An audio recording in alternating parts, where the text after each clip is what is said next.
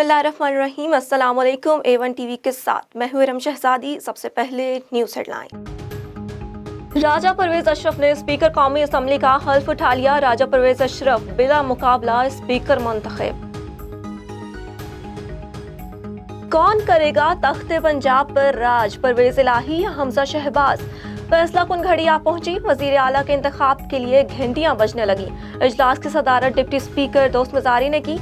कायदे ऐवान बनने के लिए 186 वोट दरकार होंगे। दोनों जानिब से जीत के दावे।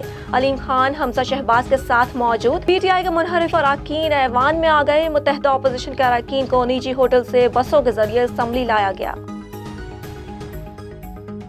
पंजाब असम्बली के डिप्टी स्पीकर दोस्त मजारी का कहना है कि आज फ्री एंड फेयर इलेक्शन हो गए और आज ही रिजल्ट आएगा।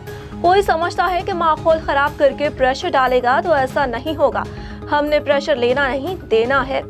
दोस्त मजारी ने अपने ऊपर लगने वाले इल्जामात पर रद्द अमल जाहिर किया कि अगर इनकी किसी से मुलाकात या पैसे लेने का सबूत है तो सामने लाया जाए। मुत्तहिदा अपोजिशन के रहनुमा चौधरी परवेज इलाही के शफाफ इंतखाबात पर शुबहात। उन्होंने कहा कि वक्त साबित कर देगा कि डिप्टी स्पीकर कहां से हिदायत ले रहे हैं। बेइंसाफी हुई तो नताइज कबूल नहीं करेंगे। हमजा शहबाज शरीफ कहते हैं कि पाकिस्तान को आगे लेकर चलना चाहते हैं। जाती मफाद से बालातर होकर सबसे बात करेंगे। वो काम करेंगे जिससे पाकिस्तान में इत्तेफाक और यगानगत हो। अलीम खान बोले, उस्मान बुस्तार को वजीर आला बनाए समेत खान साहब के दीगर फैसलों का सबसे ज्यादा नुकसान PTI को हुआ है। नून लीगी MP ताहिर खलील सिंधु का मुत्तहिदा अपोजिशन के 203 नंबर होने का दावा। चौधरी परवेज इलाही के चैम्बर में हुकूमती इत्तेहाद का इजलास। PTI के कई अरकान गैर हाजिर। उस्मान बुज़ार का कहना है कि इंशाअल्लाह चौधरी परवेज इलाही वजीर आला पंजाब बनेंगे। महमूद रशीद ने कहा कि इन सिफों में शामिल लोग हमें वोट दे गए।